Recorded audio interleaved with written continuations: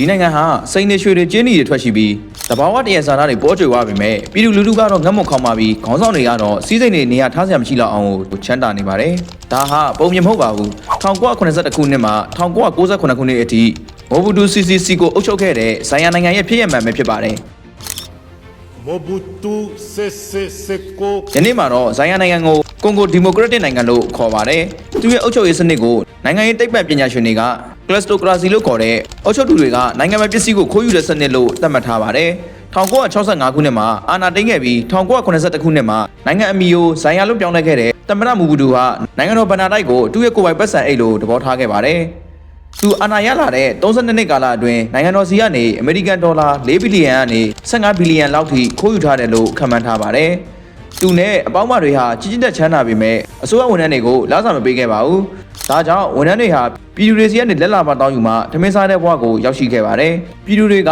ပုံမဒုက္ခရောက်ခဲ့ပြီးပတ်စံမပေးရင်လည်းဘာမှလုပ်လို့မရတဲ့ခေတ်ကိုဖန်တီးခဲ့တာဖြစ်ပါတယ်။နိုင်ငံခြားသားပိုင်းစီးပွားရေးလုပ်ငန်းတွေကိုအစိုးရကသိမ်းပိုက်ပြီးသူ့ရဲ့အပေါင်းအမခရိုနီတွေကိုပေးဝေလိုက်ပါတယ်။စီးပွားရေးနားမလည်တဲ့သူတွေဟာလုပ်ငန်းတွေကိုဦးစီးတာမဟုတ်ပဲရှိသမျှပစ္စည်းတွေကိုဖြုတ်ရောင်းခိုးယူပြီးလုပ်ငန်းတွေကိုပစ်ထားကြခဲ့လို့တိုင်းပြည်စီးပွားရေးတစ်ခုလုံးပြိုလဲသွားခဲ့ပါတယ်။ဒီလိုတိုင်းပြည်ပြက်နေတာကိုနိုင်ငံတကာကလည်းအားပေးချီးမြှောက်ပြုမိခဲ့ကြပါတယ်။1990ပြည့်နှစ်လွန်ရောက်တဲ့ခါမှာတော့နိုင်ငံကနေပြည်ပကိုရောက်သွားတဲ့ငွေကြေးပမာဏဟာ12ဘီလီယံလောက်ရှိပါတယ်။ဒီပတ်စံတွေဟာဆွစ်ဇာလန်ပြင်သစ်နဲ့ဘယ်လ်ဂျီယံနိုင်ငံကဘဏ်တွေစီကိုရောက်သွားပါတယ်။စစ်အေးကာလမို့ကွန်မြူနစ်ကိုတိုက်ဖြတ်ဖို့ဆိုပြီးအမေရိကန်နဲ့မဟာမိတ်တွေက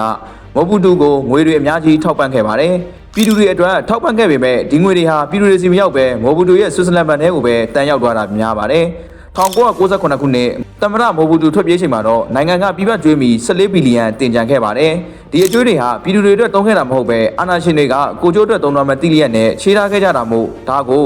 ODF Debt တရားမဝင်ငွေကျွေးလို့ခေါ်ပါတယ်။ခေါင်းဆောင်ကချမ်းသာသွားပေမဲ့ပြည်သူ23တန်းကတော့ငရဲကြတယ်လို့ခန်းစားခဲ့ရပါတယ်။1993ခုနှစ်မှာငွေကြေးဖောင်းပွားမှုနှုန်း4400ရာခိုင်နှုန်းဖြစ်သွားပြီးပတ်စံတွေကစက်ကူစုပ်တွေဖြစ်သွားပါတယ်။လမ်းတွေတရားတွေစေယုံတွေပျက်စီးကုန်ပါတယ်။နိုင်ငံပိုင်လေကြောင်းလိုင်းအဲဆိုင်ရာဆိုရင်လေရင်ပြည့်ပြင်စရာမရှိလို့လေရင်ထွက်ချင်မှထွက်ရတော့မယ့်အခြေအနေဖြစ်လာပါတယ်။ဒါကြောင့်ပြည်သူတွေက MAB ထွက်ချင်မှထွက်တဲ့လေကြောင်းလိုင်းဆိုပြီးလောင်ပြောင်ခေါ်ခဲ့ကြပါတယ်။1990အလယ်ပိုင်းကာလတွေမှာတော့လူနှစ်တန်းလောက်ဟာအစာရေစာပြက်လက်ပြီးကလေးသေးဆုံးမှုနှုန်းကမ္ဘာအမြင့်ဆုံးဖြစ်ခဲ့ရပါတယ်။1998ခုနှစ်လက်နက်ကင်ခေါင်းဆောင်လော်ရက်ကပီလာကမြို့တော်ကိုတိမ့်ပတ်လိုက်မှ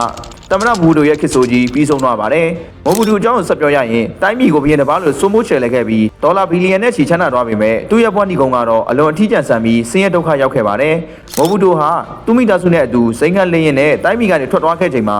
သူ့ဘက်တော်သားစစ်သားတွေကတော့လေရင်ကိုတနက်နဲ့လှမ်းပြေးခဲ့ကြတယ်လို့ဆိုကြပါတယ်။အစပိုင်းမှာတိုဂိုနိုင်ငံကိုထွက်ပြေးပေမဲ့အဲ့ဒီမှာကြာနေခွင့်မရခဲ့ပါဘူး။နောက်ဆုံးမှာတော့မော်ရိုကိုနိုင်ငံကသူ့ကိုခိုလုံခွင့်ပေးလိုက်ပါတယ်။ထွက်ပြေးနေရတဲ့အချိန်မှာသမ္မတမိုဘူတူဟာစီးချိတ်ကင်ဆာရောဂါကိုအပြင်းထန်ခံစားခဲ့ရပါတယ်။အရင်ကပြင်သစ်နဲ့ဆွစ်ဇာလန်မှာဆေးကုသခွင့်ခံယူနိုင်ခဲ့ပေမဲ့နိုင်ငံတကာကသူ့ကိုပြည်ဝင်ခွင့်ပိတ်လိုက်ကြပြီးဆေးကုသခွင့်တော့မရခဲ့ပါဘူး။တိုင်းပြည်ကနေထွက်ပြေးပြီး၄လအကြာ1998ခုနှစ်စက်တင်ဘာလ9ရက်နေ့မှာတော့မော်ရိုကိုနိုင်ငံရဘတ်စ်မြို့ကစစ်ဆေးရုံတစ်ခုမှာကွယ်လွန်သွားခဲ့ပါတယ်။အသက်66နှစ်အရွယ်နဲ့တည်ဆုံးခဲ့တဲ့သူ့ရဲ့ဇာပနာကိုတစ်ချိန်ကသူ့ရဲ့မိတ်ဆွေလို့ခေါ်ခဲ့ကြတဲ့အနောက်နိုင်ငံခေါင်းဆောင်တွေအာဖရိကခေါင်းဆောင်တွေတယောက်မှတက်ရောက်တာမျိုးမရှိခဲ့ပါဘူး။